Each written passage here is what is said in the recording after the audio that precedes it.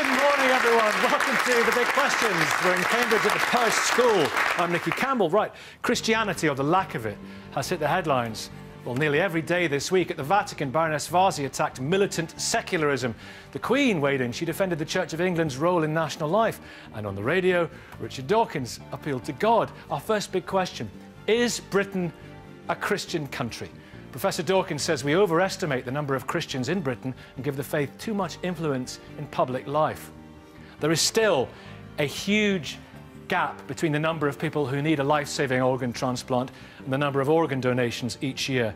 3 people a day die on the waiting list. So, the British Medical Association is asking for a debate about previously contentious, even illegal methods of increasing the supply of organs. Our second big question: should it be easier to harvest organs for transplant? Sue Burton's son's organs saved or improved the lives of at least 6 people, but she thinks the new proposals for more active intervention are concerning. Welcome, everybody, to The Big Questions.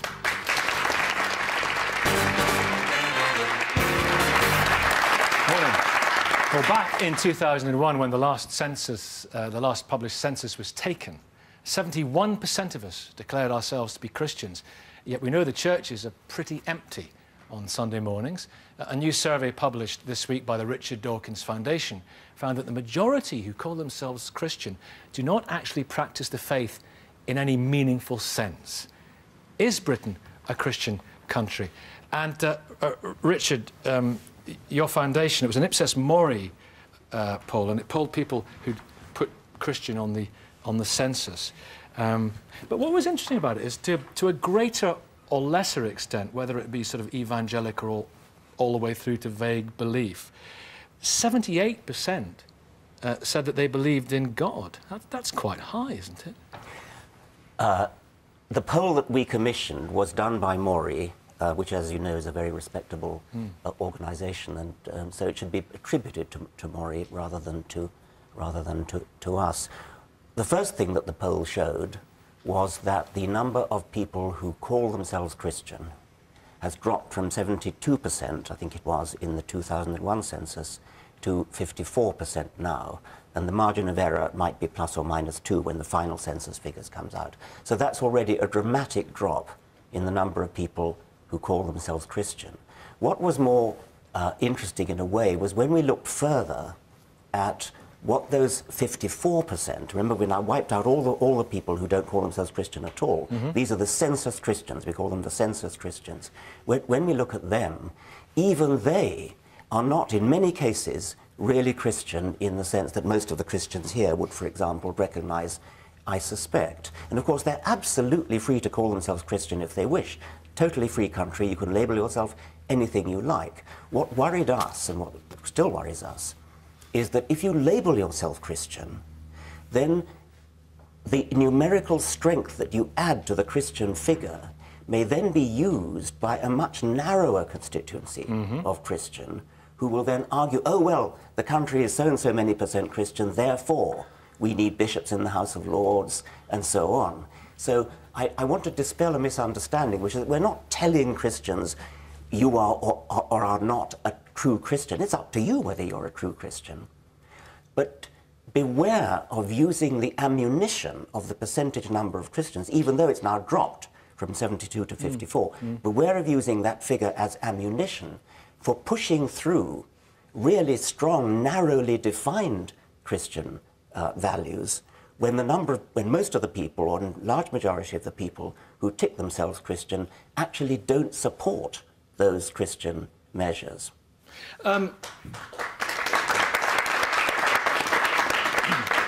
But if they say they're Christian in some sense, whether it be, and it's a broad church, isn't it, Richard? Literally. It's a very broad church, that's the point. I know, I understand what you're saying, but if they say whether it be evangelical or vague, Christians, and isn't that what we have in this country? We have a kind of a gentle Christianity. I mean, it's not a theocracy. It's not is it a danger to our... That's the precise point that we're trying to make, that if you boldly ask people on the census, are you Christian, then you embrace this broad church of people who say, oh, well, I feel I'm a good person, I better tick the Christian box. Well, that's insulting to Muslims and Jews, for a start. So how is that informing policy in a detrimental and dangerous way? It forms policy because time and again politicians after the last census have justified Christian policies, Christian-inspired policies, and things like the 26 reserved seats for bishops in the House of Lords by saying, oh, well, the 2001 census showed that 72% of the country is Christian. We must respect them.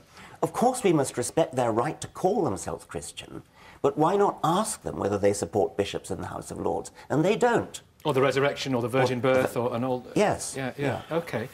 Well, Cole Morton, I mean, quite a lot of... There have been strong words this week during this debate. And Baroness Varzi last week referring to, this week, militant secularists, saying they're deeply intolerant, using words like, you know, Stalinist and totalitarian. You've called Richard, in your book, the Ayatollah of atheism. Not sure if you were aware of that, Richard. Why is the slightest challenge, and the slightest, not even a challenge, but a question... Research, indeed. Research seen as militant. No, I'm absolutely right. I will let Baroness Varzi fight in the way that she does, and that's fine. In relation to what I said in the book, that was in reaction to a specific moment that I've seen Professor Dawkins behave in a way that seems to me to be very similar to the way that I've seen religious fundamentalists perform in meetings and in the way they conduct themselves in public. And you know, perhaps that was over the top in the book, but actually the point is that I'm sorry, Professor, I think you're a brilliant scientist, but I think you let yourself down by behaving like a fundamentalist, and I find that distressing. When was the last time I threw a bomb? Can I? Well, I'll get to you in a minute, Richard. He asked, when was the last time he threw a bomb? Well, rather than an intellectual bomb. But can we talk about the survey? Your introduction said that these people did not practice Christianity in a meaningful way. It was meaningful enough for them to put down on the form that they were Christian. Now, on the basis of a poll that I think is 1,000 people, Professor Dawkins is dismissing as largely irrelevant, and those are the words that he used, the belief system of, by his statistics, more than half the population. Now, what else the poll shows is that we are still a nation, whether or not we're a post-Christian, post-imperialist nation, whether we're throwing off the kind of Christianity that dictated us for 500 years and finding a new way forward in a multi-faith world, we're still a country that very firmly and emphatically has some kind of engagement and fascination with God and with spirituality. Wasn't that exactly what I said? No. You feel an engagement with Christianity, so you tick the Christian box. Absolutely fine. I feel a good person, so I'm going to tick the Christian box. But when we went on to say, when you are faced with a moral dilemma, do you turn to your religion for moral guidance? Only 10% said yes. So the whole point is that the people who tick the Christian box entirely welcome to tick the Christian box. Of course they are. I'm not denying them that right.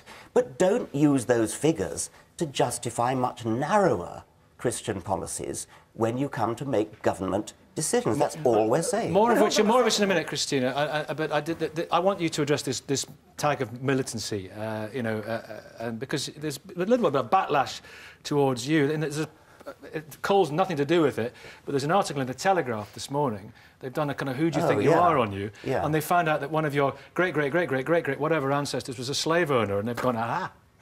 You would be amazed at what's been going on this week. One after another. I mean, this one in the Telegraph is just the latest. I really feel we're rattling their cages. When you feel the need, when a Telegraph reporter feels the need to retaliate by going back 300 years to an ancestor of mine, I think he was my great-great-great-great-grandfather, who owned slaves in Jamaica. I mean, how desperate can you get if instead of listening to the arguments, you say, oh, his great-great-great-great-great-grandfather owned slaves? To the best of my knowledge, this is neither a smear tactic nor a retaliation for anything. It was a story that somebody found out and they printed it in the paper. I'm not involved in that story, and I can't comment on it, but to the best of my knowledge, there is no sense of a smear tactic or retaliation. No, but I have to admit, working for the Telegraph as I do... Oh, the Telegraph on trial. No. We were rather amused by the fact that Professor Dawkins has often talked about how religion enslaves humanity, And it was interesting to see that he comes from a family that used to enslave people too. But so that was what prompted the article then? Well, no, I don't think that's what prompted it. I'm saying that it was amusing when we discovered. But Christina, we're all more related to each other in this room than he is to that ancestor. Richard's my brother, actually. Long lost brother. What's interesting about, this is a political debate as well as a religious one, and Richard's made that point very powerfully. These figures are being used in a political way. Is this a Christian country, Jonathan? Well, I'll come back to that just one second, just make a point about the slavery issue, because Bishop of Rochester, has spoken out in defence of the Christian country by saying, look, we abolished the slave trade, forgetting, of course, that bishops were, one of the agencies of the Church of England was branding slaves. Bishops were supporting the commercial trade. And I think what we've got is a situation where neither side in this debate is being realistic about the history, accepting the mistakes of the past, recognising that religion had a good part to play, but also a terrible part to play, and so did secularism as well. Is this a Christian country? This country has never been a Christian country. I don't think it is now. Jonathan, in terms of, let's take our definition controversially as the values of Jesus Christ. Why don't we? And you're a Christian. Is this country really endorsing the values of Jesus Christ? Come on. What would it look like were it to endorse the values of Jesus Christ? Oh, well, we might forgive our enemies a little bit more. We might have a more equal society. We might not encourage a capitalist system which makes people compete against each other and work more competitively. Christina O'Donnell. I think it's a Christian country, and it should stay a Christian country. Why is it a Christian country? What do you mean by that? By Christian country, I mean that everything from the language we use every day comes from the Bible. The church we walk past on our street is a part of the Christian culture. Charity, all kinds of institutions, from hospitals to orphanages to schools, were founded by churches. So our culture is definitely a Christian culture. That's religious, Christina, but not necessarily Christian. Let's take, that's part of our identity. The rich man in his castle, the poor man at his gate. The Lord God made them high and lowly, each to his estate. It was an endorsement of medieval feudalism. It was an endorsement of keeping inequality as it is. But that's not Christian. That's religious. But that's not God-given. Yes, that was written by a Victorian lady, and it was an expression of her values. It was an expression of religious values, but I would say not Christian values. And we need to make a huge distinction between the two, because the two are not the same. But Jonathan, I think that, as I said, we have a culture that is Christian, and it comes in.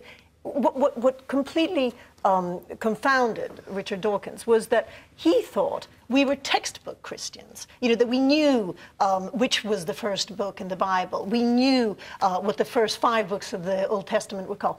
No, that's not the kind of Christians we are. We are everyday Christians. It informs our every life, and it means that we do believe in charity, and we do believe in helping others, and we do believe in turning the other cheek much, much more than if we were a totally secularist culture. Richard? Sorry, I didn't think anything. I asked Ipsos Mori to find out. Research is not preconception. Yeah, Andrew. I mean, actually, actually, that's not what the research shows at all. It doesn't show that people live their lives as if Christianity is the cultural wallpaper. It shows quite the opposite. It shows that although they tick Christian as a sort of cultural box, and the most commonly given reason in the survey was because their parents were religious or because they were Christians, so it's a sort of heritage attachment. Actually, Christianity forms very little of the common sense of their lives. Well, can I put it to David? Call in a second. I think this is important. Most people, for example, can I put the David Cameron quote to you, because then you can run with this, if I may. The Prime Minister, he said recently, he described Britain just as that, a Christian country, and he said the Bible has helped give Britain a sense of values that has made Britain what it is today. What do you think of that statement? Well, I think that Christianity has contributed to the formation of culture in this country, but it's not the only factor that has contributed. It depends when you start the story. Of course, if you start the story at when this country became Christian, Christianity lies at the beginning. If you started earlier, you're with the Romans and Greeks. If you start it later, you're with the secular Enlightenment. So it's artificial and arbitrary to some extent where you start the story. Lots of influences have shaped us. But I think the more interesting question is actually why politicians are suddenly seeming to be breaking out all over saying that we're a Christian country. And I think that's the real question, when it's so self-evidently not the case. And unfortunately... Self-evidently not the case? Self-evidently is the case. Is it self-evidently? Yes, it is. I think that, let's bring the historical perspective in. We are at the end of a period of something like 500 years in which a kind of Christianity, a kind of British state Christianity, has informed who we are. Our laws, our language, our literature, our habits, our customs, our superstitions. That period, because of the way that the church and the state of the crown are pulling apart, and because of the way that our population is changing, is coming to an end. And so people are asking, well, what does it mean? What do we do? Do we throw that away? Do we keep it? Is there something about that that we can have and keep going with? It's a mere speck in the span of time, isn't it? Well, of course, but we're asking at the moment, is this country that we're living in informed by Christianity? Yeah. Does it have a residual... The Archbishop of Canterbury said we were haunted by Christianity, which I think is a good way of putting it. The question is where we go from here. But once it's lost its sort of grip on the minds and hearts of people in the country generally, I don't think that we should be resorting... It's lost its institutional grip, but it hasn't lost its grip on the hearts and minds of people. It's totally lost its grip. Most people, not according to Richard's own survey. Specifically, yes, according. No, not according to your survey, Richard. 54% of the country still care enough to say I'm a Christian. But when you ask them what they believe, it turns out that it hasn't got it's a grip on them. It's neither my place nor yours to confront what they believe. 54% of the people, by your 1,000-person poll, which set out to prove that there were fewer Christians in the country than you thought there were. It did not set out to do that. Yeah, of course you did. 54% of the country still cares enough to put down Christian. They care enough to put down Christian, but when you ask them what they actually believe, it turns out that it does not have a very large part, or hardly any part at all in many cases, in their Good, and I'm happy to live in a country where the Christianity is ambiguous and generous and allows for other faiths, and where God is worshipped and respected. So is he. Oh my goodness me, I'm panicking. We've had an outbreak of consensus. We can't be having any of that. Cole makes a really important point, and that's that we've got to move beyond this polarisation and actually say what do we want to hang on to and what do we want to make new. Okay, I think that's the important question. Sorry, Jonathan, lady back there, let's hear from you. Is this a Christian country? Well, my personal belief is that this country is built on Christian values, and I think it's a very, very beautiful aspect of this country. I am a Muslim myself, and there's something I value about this country. But I don't think that people are necessarily Christian in terms of the technical details of that faith. I think they have a general awareness or a belief in God. And over here, was there anyone? Yeah, yes, what would you like to say? Good morning to you. Good morning. I think we're talking, well, both sides really are talking Christianity in an incredibly practical way. And I don't think we're actually addressing the fact that we have a very moral country. And I think, especially the politicians at the minute, the Tories are using this as a, in light of the riots and things like that, as a sort of moral guidance that they want us to follow. But although I don't like the Tories, I do think that our country isn't Christian in a practical way. The Queen is our head of state, she's head of the Church of England, but realistically, it's the government that leads us. We don't attend church, but I think people do still hold those values. Then again, I think most religions offer those values. I think it's very much geographical, actually. I think that the Far East is incredibly moral, and that's, whether that's because of Islam or whatever other religion. Okay. I think it's not as practical as we're talking here. Well, those are interesting questions there, but thank you for that. The whole idea, though, of this sort of slightly vague and some say wishy-washy, but some say comfortable and gentle form of Christianity, and tolerant, as Christina says we have in this country. If you look, I mean, Richard or Andrew, to address this, if you look to France, which is Richard's passed you the baton, which is, avowedly secular, and arguably, as a result, perhaps, of that even, has some pretty illiberal laws, banning of the burqa, religious symbols, and so forth. Secularism. Those are very illiberal.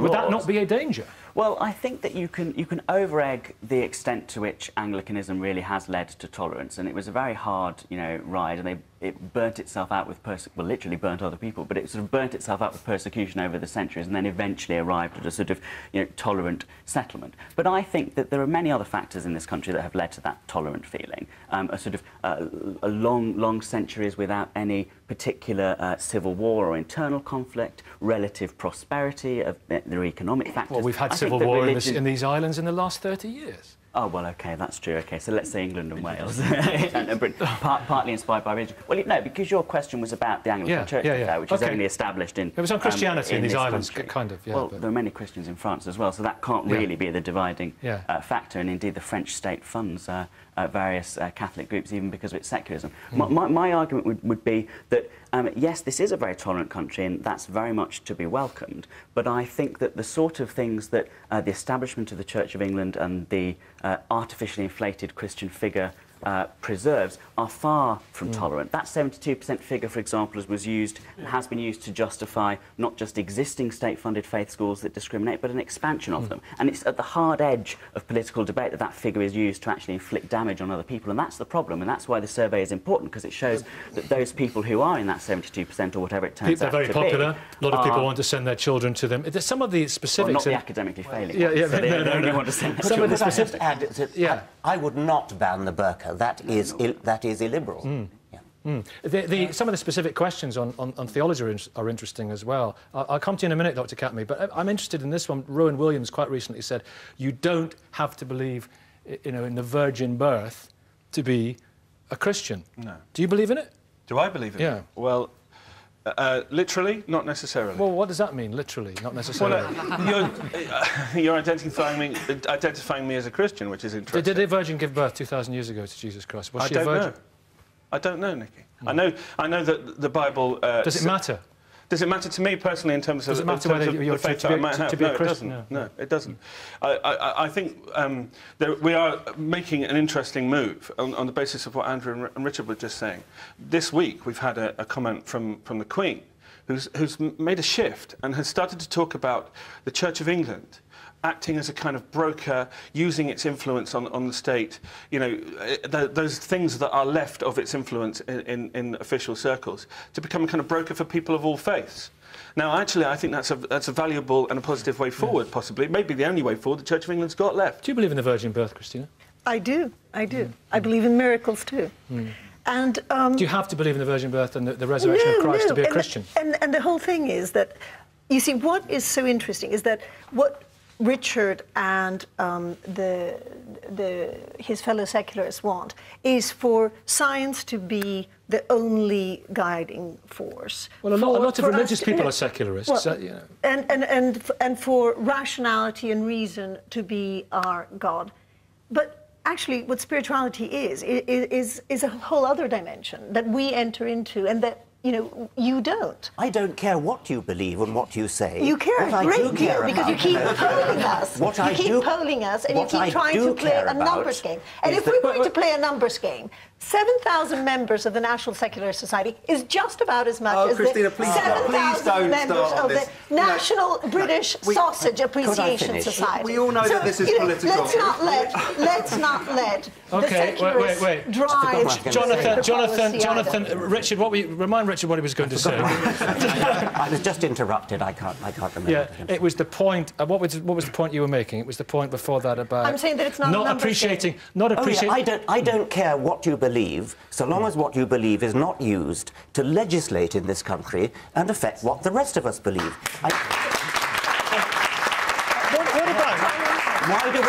Why do we have 26 places in Parliament reserved for bishops of the Church of England? Why not? Wait, let him finish. Could I finish? Let him finish. Why not have 26 places reserved for white men? This is an answer. If you did that, there would be outrage, and quite rightly. Why do we have 26 places reserved for bishops of the Church of England? What do you think about this? Well, I don't know about the virgin birth or not. Do you think that's key to being a Christian? Do you think all those sort of fundamental key... It's up to them. If they want to believe supernatural nonsense, that is up to them, but don't force it on the rest of us. OK. What about you, Dr. Katmi? Dr. Katmi, do you think this is a Christian country? Now, let me give you a Muslim perspective on what you ask. Right. I have been working for the last 30 years with hundreds of Christian organizations, pro-life, family, morality, chastity, marriage, heterosexual, etc. Why I work? Because this is my Islamic value, the same. We share together the same value. And these values are very few today implemented. What's going wrong? I disagree a lot with Professor Richard Dawkins, but in this point, it's not Christian country. Christianity, 10 commandments are broken day and night by majority of a Christian in Britain. We badly need to go back to Christian value. And if you implement your Christian value, we have our Islamic value the same. exactly like you. But in the same time, we believe, by the way... Are you talking about licentiousness and depravity, all those things? Is that what you're referring to? Yeah. We believe in Virgin Mary, we believe in Jesus, we believe in 10 Commandments, etc. A lot of potential, 2 million British Muslims to the Christian in Britain. But practically, we should be careful. Don't say just Christian country. We are practically multi-faith country.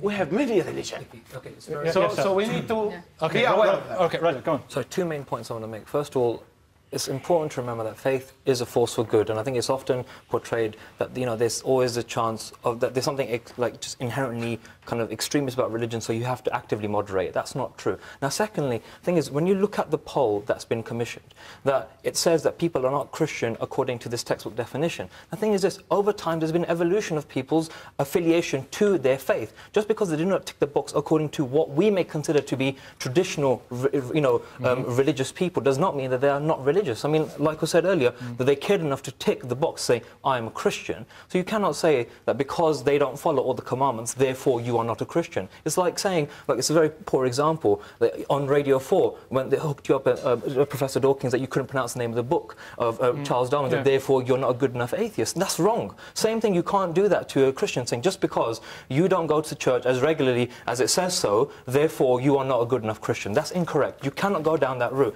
People choose their values, and that's up to them. We can't say that's what makes you Christian, that's what makes you Muslim. Andrew? I mean, no one is saying that, just to clarify. I think the survey itself that Richard's Foundation did, that Maury did for Richard's Foundation... Well, extrapolating from it, this point, though, what's being said is that after the 2001 census results were published, and there was a very high proportion of Christians, lots of Christian lobby groups, lots of bishops, lots of politicians leapt upon those figures with glee and said, look, it proves what we've known all along. Britain is still a Christian country. It justifies faith schools. It justifies contracting out public services to Christian groups. It justifies this, that and the other. Now, what this research is attempting to articulate and demonstrate is that that was a mistaken assumption by those people, because actually that 72% has been hijacked, and what that 72% believes is not what it's being claimed to believe, but is something else. Christina, that's the important point. Let's say that... So, given everything that you say, does that mean that you want the state to take back from the religious institutions any work that they do with youth, any work that they do with schools, any work that they do... No, certainly not. I think what is the point? What is the point of doing this poll? Well, it wasn't my poll. Okay, Christina, what would, poll, if there were to be a sudden awakening of atheism and also secularism, two different things, what would we lose? I think we would lose a great deal, because we would lose in the public space. We don't want just the government to be dealing with running schools, with running charities. We want voluntary spirits, and many of them these faith schools are state-funded. Christian. These faith schools are state-funded. They're not voluntary. They're government-funded schools. But many of them aren't, and what we don't want to have... No problem with those. It's the state-funded ones, which are a third of all our state-funded schools. But are you going to have state-funded charities? Are you going to have state-funded hospitals? Are you going to only have Secularism doesn't affect the thriving civil sphere. We already have charities. That's fine. It affects what's funded by the state in our public life, which should be, you know, treat people without privilege or discrimination on the basis of religion. If there are state-funded schools, they shouldn't be choosing pupils on the basis of religion. Let me come to this lady down here. Good morning. Good morning. Hello. First question you asked is that this country is a Christian country. Yeah. What I believe, if you are buying Christmas presents and Easter eggs, yes, it is a Christian country. Well... yes, it is a Christian country, but when it comes to moral issues, I'm sorry, it is not. What I believe is our government professors' research could be actually used as a positive manner, thinking that, yes, we are failing as a Christians and we need to upgrade. Now, every time there's a wedding or marriage take place, I think that should be actually applauded rather than discriminated against tax. I think family life should be encouraged. Abortions and single parenting should be discouraged, and help people to stay within marriage, create a stable family, which actually Christianity supports. Is this your view of Christianity? I think a slightly different view of Christianity, but I think the important thing is we have the conversation about it. And what worries me is while we have this polarisation, we don't get a sensible conversation. So let's discuss. You know, would it be good to give tax breaks to married couples? I don't think so. I would like to see tax breaks to civil partnerships. I'd like to see people be able to, you know, heterosexuals to engage in civil partnerships and gay people be allowed to get married. I think that's a tolerant Christian view. But you cannot have a Christian country and have a faith-oriented country when you have a civil partnerships and you're encouraging X, Y, Z. I'm sorry, I do not want to discriminate against anybody. What is a Christian view of government? What is a Christian view of the state? And to me, it is one that allows for plurality, effectively a secular one, which is not value-free, but doesn't impose any one religious form on the nation. And surely that's what the best religious view is of all. Yeah, cool. Well, absolutely. I think we are in a position where we will have to find a way forward that allows for plural. I can't even say the word. We have 1,000 gods instead of one. Actually, you know, Richard, we don't have no God. We have 1,000 gods instead of one in this country. We need to find a way forward to allow that to be and to celebrate that. Nobody really believes that there should be 26 bishops in the House of Lords these days. We've got to change that. Why do we have them? Can I finish? But what we do have to find a way forward that reflects the fact that Britain is still fascinated by God. Yeah, yeah. And still needs God. But, Nicky, there is a point. I've been debating with a number of people this week that do believe there should be 26 bishops in the House of Lords, do believe that church schools should be able to discriminate in admissions and employment, and I think that does need to be challenged. I think we need to be honest about that. And there are religionists who are, need to be called to account, as well as there are secularists who need to be called to account. What interests me is that there are religionists on one side, there are atheists on the other side. There are, by Richard's estimation, 30 million people sitting in the middle, scratching their heads, watching this programme and going, what about us? 30 million? I wish. Richard, you've said faith is a spent force in the UK. Do you think the trends are very much the, religion is slowly crawling into the dustbin of history? Yeah, I think so. I mean, and actually showing some signs of desperation. I mean, when you think that what faith actually is believing something without evidence, how can you possibly justify believing something without evidence? If there is evidence, it's not faith anymore. It's evidence. It's what people who believe in science believe in. What percentage of the universe don't you know anything about these days? I can't remember. A very great deal. 94%? A very great deal. And I don't say, therefore, I believe so-and-so. I say, I'm waiting to find out. We're working on it. We need more research. So do Christians. Then why do you have faith in things like the virgin birth, in the resurrection? I'm glad you don't, but many do. I do, and Richard... I know you do. How can you justify believing something of which there's no evidence? Can I tell you, Richard, because I believe in the resurrection, and the reason is it offers me a hope of the future and a vision, and actually it shapes my ethics. And I come to similar conclusions in some areas to you because of my faith. You get there by a different route. Okay. And we disagree on some things because I come a different route. That's very revealing. It's important to respect that. That's very revealing. You believe something because it gives you hope. Nicky, sorry. My case rests. We are going to leave it there. Listen, thank you all so much for taking part. Thank you in that particular debate. Now, if you'd like to have your say about that debate, log on to bbc.co.uk/thebigquestions. You'll find links to continue the conversation online. We're also debating live this morning from the Perse School in Cambridge. Should it be easier to harvest organs for transplant? And also, if you'd like to be in the audience at a future show, you can email audience@menton.tv. We are in Cardiff next week. Then on March the 4th, we're in York to record 2 shows, and we're in Leicester on the 8th.